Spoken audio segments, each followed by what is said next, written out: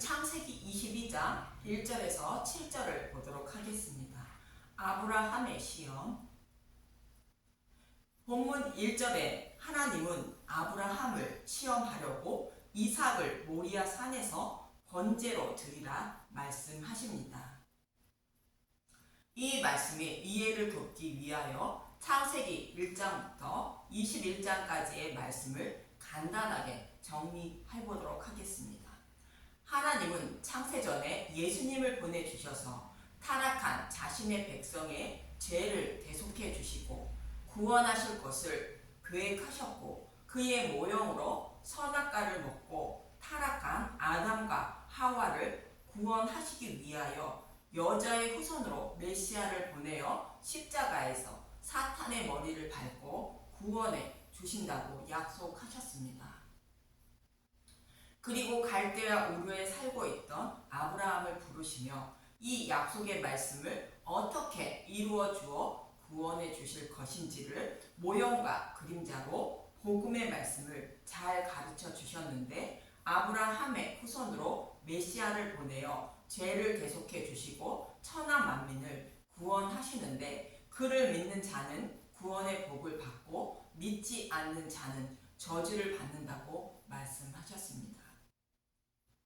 그런데 구원을 받기 위해서는 할례를 받아야 하는데, 할례는 마음의 할례를 모형하는 것으로 하나님이 죄에 대하여, 의에 대하여, 심판에 대하여 잘 가르쳐 주어 믿음에 이르게 하는 것을 말합니다.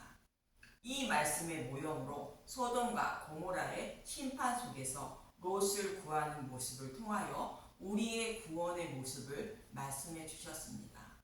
이렇게 하나님이 자신의 백성을 구원하시기 위하여 약속의 말씀대로 여자의 후손으로 메시아를 보내주신다는 의미로 사라에게 약속의 자손 이삭이 태어나게 하시고, 이방인도 복음으로 구원해 주신다는 의미로 부엘세바에서 아브라함과 아비멜렉이 언약을 맺는 모습을 통하여 말씀해 주셨습니다. 이처럼 하나님은 저와 여러분이 어떻게 구원하실 것인지를 모두 가르쳐 주시고, 이 말씀을 알고 믿고 있는지 아브라함을 시험하는 것입니다.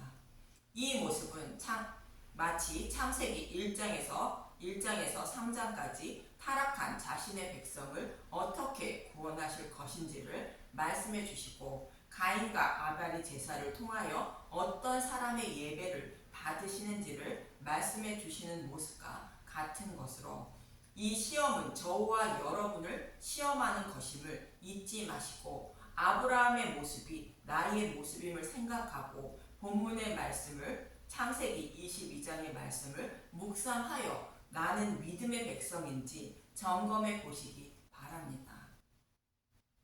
그럼 본문 1절에서 2절을 보도록 하겠습니다. 창세기 22장 1절. 이삭을 번제로 드리라 하시다.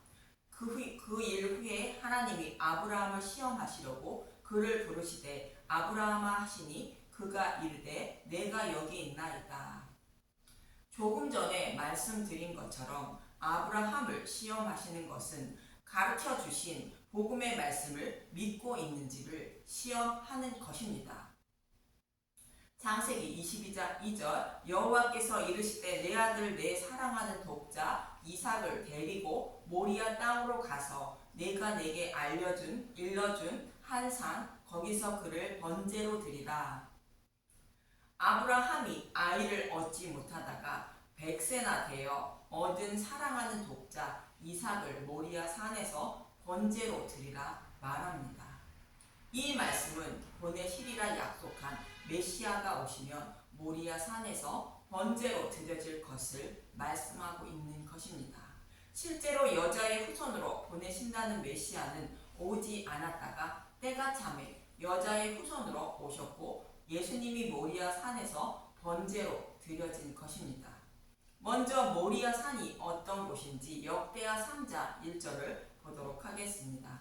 역대하 3장 1절. 솔로몬이 예루살렘 모리아 산에 여호와의 전 건축하기를 시작하니 그것은 전에 여호와께서 그의 아버지 다윗에게 나타나신 곳이요 여부스 사람 오르난의 타작마당에 다윗이 정한 곳이라. 이삭을 번제로 드린 모리아 산에 솔로몬 성전이 지어지고 훗날 성전의 제단에 흠없는 제물인 예수님이 여호와께 번제로 드려지는 것으로 이 모습을 이삭을 번제로 드려지는 모습을 통하여 말씀하고 있는 것입니다. 그런데 예수님이 십자가에서 죽으신 것은 성전 제단에서 죽으신 것이 아니라 성전 바깥 골고다 언덕에서 십자가에 달리셨고 그것을 성전 제단을 통하여 여호와께서 받으신 것이며 이러한 모습으로 예수님이 대속 제물이 되실 것을 레위기 4장의 속죄제를 드리는 모습을 통하여 말씀하고 있는 것입니다. 레위기 4장 8절에서 12절을 보면 레위기 4장 8절 또 그 속죄 제물이 된 숫송아지의 모든 기름을 떼어낼지니 곧 내장에 덮인 기름과 내장에 붙은 모든 기름과 두 콩팥과 그 위의 기름 곧 허리 쪽에 있는 것과 간에 덮인 꺼풀을 콩팥과 함께 떼어내되 화목제 제물의 소액에서 떼어냄같이 할 것이요 제사장은 그것을 번제단 위에서 불사를 것이며 속죄물의 모든 기름은 죄가 없으신 예수님이 우리의 모든 죄를 전가받는 모습을 말합니다. 그 기름을 떼어내어 번제단 위에서 불사르는 것은 예수님이 우리의 모든 죄를 대속해 주시는 것을 하나님이 받으시는 모습을 말합니다. 이 모습이 우리의 모든 죄를 예수님이 대속해 주시는 모습이라면 이어지는 11절에서 12절은 예수님이 십자가에서 죽으시는 모습을 말합니다. 레위기 4장 11절 그 숫송아지의 가죽과 그 모든 고기와 그것의 머리와 정강이와 내장과 똥 곧 그 송아지 전체를 진영 바깥 재버리는 곳인 정결한 곳으로 가져다가 불로 나무 위에서 사르되 곧 재버리는 곳에서 불사를 지니라. 우리의 모든 죄는 성전의 제단에서 대속해 주시는 모습이지만 속죄물의 기름을 제외한 송아지의 전체를 진영 바깥 재버리는 곳에서 불사를 하는 것으로 진영 바깥 골고다 언덕에서 예수님이 십자가에 달리실 것을 말씀하고 있는 것입니다. 이처럼 모리아 산은 이삭이 번제로 드려지지만 장차 여자의 후손으로 오실 예수님이 이삭을 대신하여 번제로 드려질 것을 말씀하고 있는 것입니다. 그리고 번제의 의미는 여러 번 말씀드린 것처럼 성경에서 약속하신 말씀대로 창세전에 대속 제물이 되길 자원하신 예수님이 여호와께 번제로 드려질 것을 모형하는 제사입니다. 그럼 이어지는 본문 3절에서 4절을 보도록 하겠습니다. 창세기 22장 3절 아브라함이 아침에 일찍이 일어나 나귀의 안장을 지우고 두 종과 그의 아들 이삭을 데리고 번제에 쓸 나무를 쪼개어 가지고 떠나 하나님이 자기에게 일러주신 곳으로 가더니 아브라함이 이삭을 데리고 갔다는 것은 하나님이 예수님을 십자가에 내어주는 모습을 말합니다. 창세기 22장 4절 제3일에 아브라함이 눈을 들어 그것을 멀리 바라본지라. 여기서 제3일은 아브라함이 이삭과 3일 동안 걸어서 간 후를 말하는 것이 아니라 예수님이 죽으시고 부활하신 후를 말합니다. 사랑하는 이삭을 번제로 드리려는 아브라함의 마음은 자녀를 가진 부모의 마음과 동일하게 아플 것입니다. 그러나 아브라함의 여호와 하나님의 약속의 말씀을 다시 한번 생각해 보는 것인데 어떤 약속의 말씀을 떠올렸는지 보도록 하겠습니다. 믿음의 장인 히브리서 11장 13절에서 14절과 17절에서 19절을 보도록 하겠습니다. 히브리서 11장 13절 이 사람들은 다 믿음을 따라 죽었으며 약속을 받지 못하였으되 그것들을 멀리서 보고 환영하며 또 땅에서는 외국인과 나그네임을 증언하였으니 그들이 이같이 말하는 것은 자기들이 본향 찾는 자임을 나타냄이라. 오늘 본문에서도 아브라함이 제3일에 눈을 들어 그것을 멀리 바라보았다고 말하는데 히브리서 기자도 믿음의 조상들이 모두 그것들을 멀리서 보고 환영했다고 말합니다. 이 말씀은 약속의 말씀대로 여자의 후손으로 오실 메시아가 우리의 죄를 대속해 주심으로 하늘의 별과 바다의 모래처럼 많은 사람이 구원받는 모습을 보고 환영했다는 뜻입니다. 히브리서 11장 17절 아브라함은 시험을 받을 때에 믿음으로 이삭을 드렸으니 그는 약속들을 받은 자로 돼 그 외아들을 드렸느니라. 그에게 이미 말씀하시기를 내 자손이라 칭할 자는 이삭으로 말미암았느니라 하셨으니 그가 하나님이 능히 이삭을 죽은 자 가운데서 다시 살리실 줄로 생각한지라 비유컨대 그를 죽은 자 가운데서 도로 받은 것이니라. 여기서 내 자손이라 칭할 자는 이삭으로 말미암으리라는 말씀은 창세기 21장 12절의 말씀입니다. 창세기 21장 12절 하나님이 아브라함에게 이르시되 내 아이나 내 여종으로 말미암아 근심하지 말고 사라가 내게 이른 말을 다 들으라. 이삭에게서 나는 자라야 내 씨라 부를 것임이니라. 이 말씀은 약속의 자손인 예수님을 믿는 자는 구원을 받고 믿지 않는 자는 심판을 받는다는 뜻인데 예수님이 죽으시고 부활하신 후에 하늘의 별과 바다의 모래처럼 많은 사람이 구원받는 모습은 약속의 말씀대로 아브라함과 이삭의 후손으로 오실 메시아를 통하여 구원받는 것으로 이 약속의 말씀을 지키시려면 자신이 이삭을 번제로 드릴지라도 하나님은 죽은 이삭을 반드시 살리셔서 메시아를 보내주시고 약속의 말씀을 이루실 것을 마음의 눈으로 바라본 것입니다. 이 말씀이 제3일에 아브라함이 눈을 들어 그것을 멀리 바라봤다는 말씀입니다. 이렇게 약속의 말씀을 믿고 천국을 소망하며 살아가는 자들의 모습을 외국인과 나그네의 모습이라 말하는 것이며 본향을 찾는 자들이라 말하고 있는 것입니다. 아브라함처럼 멀리 바라보고 살아간 사람이 있는데 욥입니다. 욥기 19장 25절에서 27절을 보도록 하겠습니다. 욥기 19장 25절 내가 알기에는 나는 대속자가 살아계시니 마침내 그가 땅 위에 서실 것이라. 욥은 약속의 말씀대로 여자의 후손으로 메시아가 오셔서 자신의 죄를 대속하실 것을 믿고 있는 것입니다.